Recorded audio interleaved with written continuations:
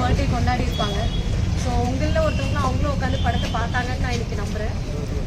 நான் பேசிக்கலி ஒரு பரதநாட்டியம் டான்ஸர்.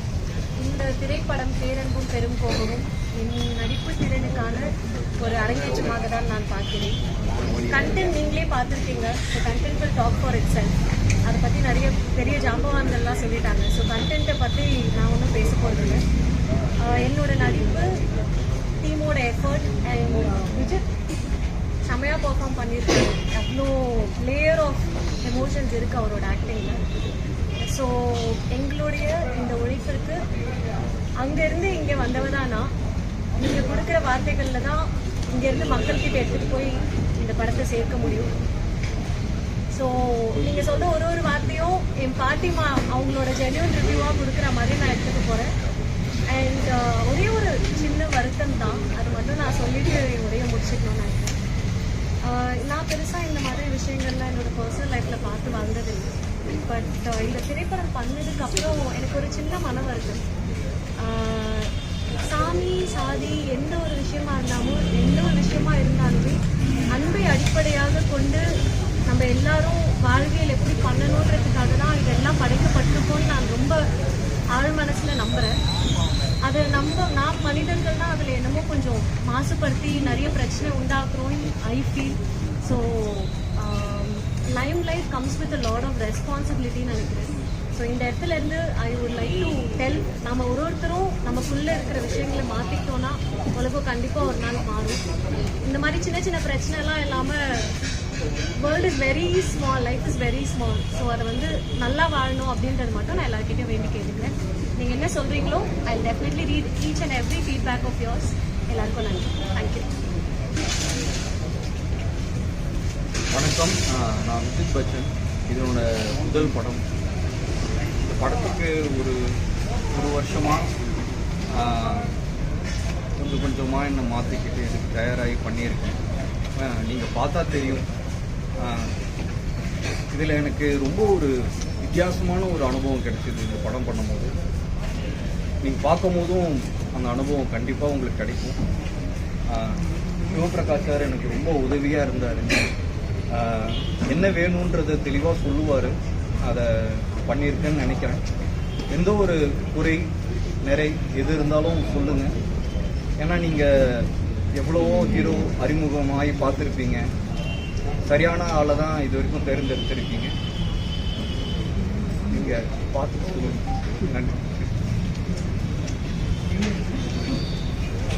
எல்லாருக்கும் வணக்கம். இந்த படத்தோட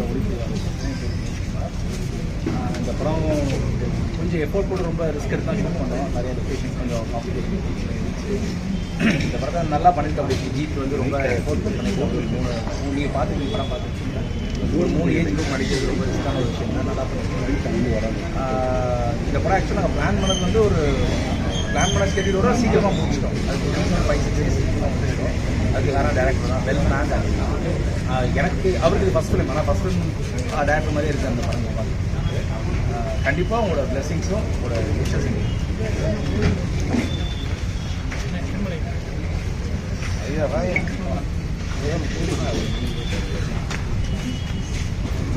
அனைவருக்கும் வணக்கம். டெய்லி 4 படம் பார்க்குறீங்க. ஒரிஜினல் மக்களுக்கு தேவையான படம் நினைக்கிறேன் நான். ஏன்னா நான் படம் ஒரு 5-6 படம் பார்க்குறேன். இந்த படத்தினுடைய இயக்குனர் சிவபிரகாஷ் அவர்கள் ஒரு தயாரிப்பாளர்களுக்கு ஒரு தரமான ஒரு நல்ல இயக்குனர் கிடைச்சிட்டா அந்த படம் வெற்றின்னு சொல்லுவாங்க. அந்த வரிசையில் நிறைய இயக்குநர்களை நான் சந்திச்சுட்டே இருக்கேன். ஒரு குட் டைரக்டராக நான் இந்த படத்தின் மூலம் சந்திச்சிருக்கேன். அவருடைய ஒர்க்கு டுடே ரிலீஸ் வரைக்கும், நாளைக்கு மறுநாள் ரிலீஸ் ஆகிற வரைக்கும் அவருடைய ஹார்ட் ஒர்க்கு, அது மட்டும் இல்லை இந்த கதையில் அவர் செலுத்தியிருக்க கவனம் ஒரு பெரிய மாற்றத்தை. பெரிய டாப்பில் இருக்க டைரக்டர் பற்றி பேசுகிறீங்க. உதாரணத்துக்கு மாரி செல்வராஜ், ரஞ்சித்தை பற்றி பேசுகிறீங்க.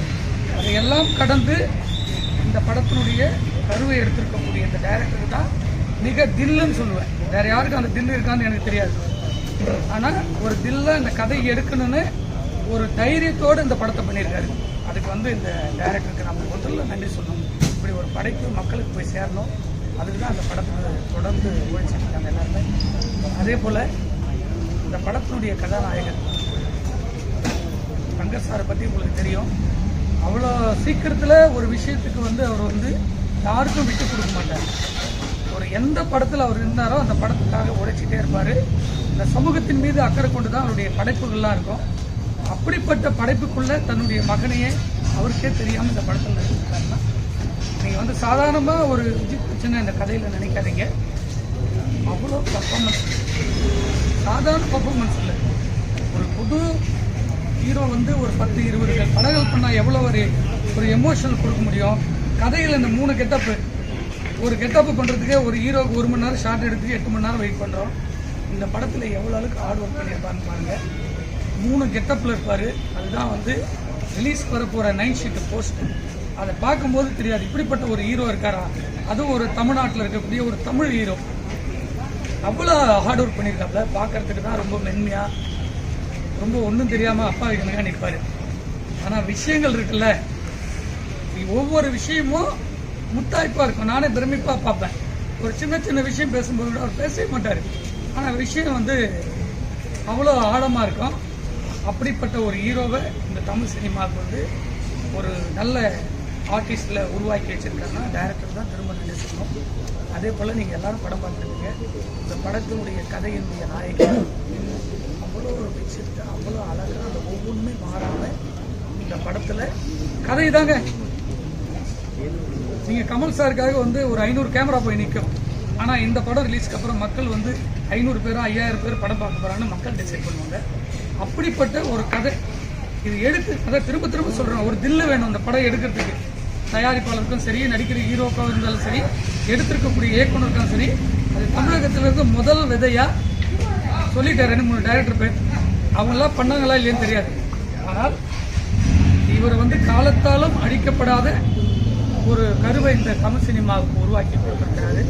அதை நேற்று ஒரு பதிவில் நான் திருமாவளவன் ரொம்ப ஆழமாக ரொம்ப மென்மையாக அவர் பேசுகிற ஃபுல் வீடியோவை நான் நேற்று பார்த்தேன். அவர் அப்படி பேசி நான் பார்க்கல. இந்த படத்தை பற்றி வேறு எந்த கொஸ்டினும் எனக்கு கேட்குற படத்தை பற்றி மட்டும் பேசணும்னு சொல்லி ஒவ்வொன்றும் ரசித்து என்னுடைய இவ்வளவு கேரியில் அரசியலை இந்த படத்தில் சொல்லியிருக்காரு மக்களுக்காகணும் போது அதுதான் இந்த படத்தினுடைய பெருமையாக நான் நினைக்கிறேன்.